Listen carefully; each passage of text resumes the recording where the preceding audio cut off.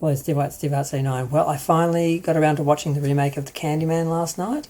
I have a huge backlog of movies that I have not watched, and I'm kind of trying to get started on that. And I finally watched it last night. Now, I have great memories of the original Candyman. It's one of the first sort of main sort of classic sort of horror movies that I saw back in the day, and I remember watching it with friends and all of us being absolutely scared and being terrified of it. I was living in sort of a complex at the time, and I remember, I'm pretty sure we tried to like say Candyman 5 times in the mirror, and I don't think we could do it. But I just have great memories of that, and I love the original. And I'd heard some criticisms of the new remake, mostly by the usual suspects, saying that it was woke and so forth. And I wasn't sure what they were on about, and some criticisms that it wasn't a good horror movie, that wasn't scary and so forth. Now, I watched it, and it was a little bit more of a drama. It wasn't so much a conventional horror movie in some ways. There weren't a lot of jump scares and gory scenes. There were a couple, but it did play a bit more like a bit of a race drama. But it was still good. I enjoyed it. But the main criticism, I guess, was coming from the fact that they changed the Candyman's origin story. So it really is a reboot. It's not just a sequel where the Candyman has sort of come back, or he's still sort of existing as an urban legend. Because the original story of the Candyman in the original film was that he got involved with a white woman back in the day. So there was some racism involved. But I believe it was the father of the woman, I'm pretty sure it was a white lady, who had him killed basically for being involved with his daughter. I'm pretty sure there was a race issue. It wasn't a black daughter and father. I can't remember now though, because yeah.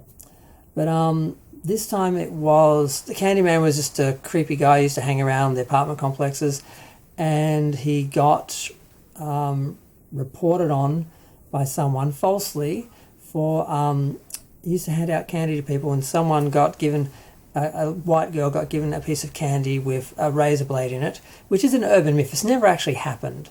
As far as I know, it's never actually happened. It's an urban myth. It's something that was put in movies and people thought it happened, but I don't think it ever actually happened. But the police, were called. They found him. They killed him, of course. They shot him on the spot, of course, as, white police do with in America with black people, particularly black men. And then they found out, it kept happening, and they found out that it wasn't him and he was innocent. So now his ghost was coming back and haunting people much the way as the original. So, and the police are shown in this to be problematic, and they are featured in the end of the film where they, shoot on sight and actually do get the vengeance of the Candyman. And I had no problems with it because it's very timely. It reflects what's happening at the moment. And I would have preferred, I think that the original story is a little bit more timeless, but, we had the original and the sequel. I think they made 3 altogether. So I don't mind them doing a more modern reboot. But, some people who like the original, the classic, aren't going to be as happy with that genuinely. And then other people, of course, just don't like representation and don't like black stories and black history and what's happening. They don't like it being talked about. They want it silenced. They want it, erased and cancelled and burned, like the books and everything. So, and banned. So I understand why some people had an issue with the film. But I liked it. I was engrossed. The main actor was nice, but he kind of got gross because he gets bitten by a bee, and that starts this festering and moulding of his arm, which is horrific to watch. So it had a little bit of body horror and gore as opposed to a lot of like thriller drama. I'm trying to remember if the original Candyman really pursued anyone. It wasn't like, Friday the 13th film or something like that. It was a lot more subtle and moody, and this was a lot more like that. It was partly written by Jordan Peele and directed by Nia DaCosta. I don't know who that is. Vanessa Williams was in it, playing his mother.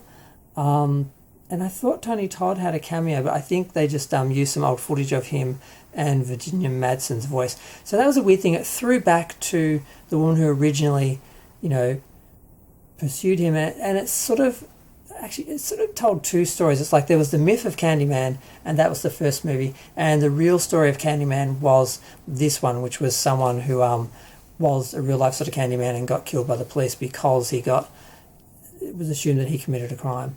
But I guess both can exist in one universe. They can both exist. They can both be different versions of the same legend or something. It sort of works together because they had her coming back and they had her voiceover and everything from when she was in the first film, and they worked the two and linked the two films together even though they had a different story because it was a story. So I guess I have to go watch the original film again and compare that and work out if that works or not.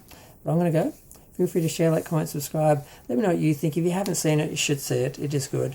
And I still have to see the second one. I don't think I saw it. I might have seen it on video back in the day, but I don't have it on DVD. I can't remember it at all. And I kind of want to watch all of them. So until I have the second one, I won't be doing the, marathon. Which is another reason why I haven't watched a bunch of films, because I need to actually watch, a bunch of them.